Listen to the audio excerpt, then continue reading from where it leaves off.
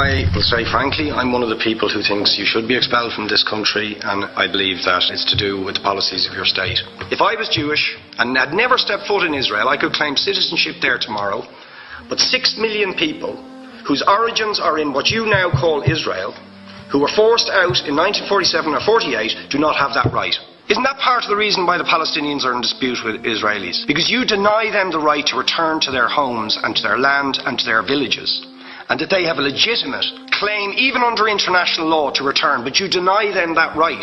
Why do you deny them that right? And why do you give that right to other people who have no connection whatsoever with the land, whether you call it Israel or whether you call it Palestine? Why do you continue to seize land, if you're serious about Oslo and the two-state solution, which under that agreement is land designated to be Palestinian land? 500,000 people, most of which has taken place since Oslo. You allow that to happen. Why do you allow it to happen? If you're serious about giving this land to the Palestinians, it's absolutely extraordinary. Are you not just taking us, Ambassador, for idiots? That you can say with a straight face, we're serious about peace, but while we're serious about peace, we're going to seize Palestinian land. And you expect the Palestinians to just sit back and do nothing about that. Now you know what the Palestinian people have been asking for. Far less even than some people would ask for. Because I believe the whole apartheid system should be dismantled. But what they've asked for is to lift the siege of Gaza. Just to lift the siege of Gaza. Let them have an airport. Let them have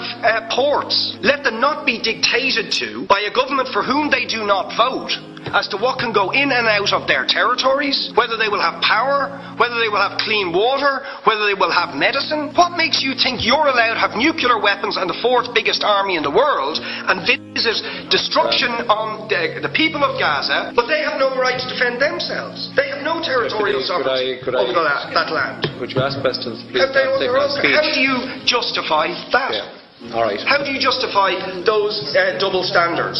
Very lastly, Ambassador, people like Bishop Tutu, Nelson Mandela, and I would certainly describe your state as a apartheid state, with different laws for people depending on their race or religion. For example, at checkpoints going into the West Bank, there's a channel if you're Israeli or European, and there's a channel if you're Arab. Just because you're Arab. If you came into Dáil Éireann and they stopped you and said, are you Jewish? Oh no, sorry, you can't come in through the same entrance as Irish people or European people because you're Jewish. You would call that racism and apartheid. You practice that with your checkpoints and your military barriers and your apartheid wall. How can you justify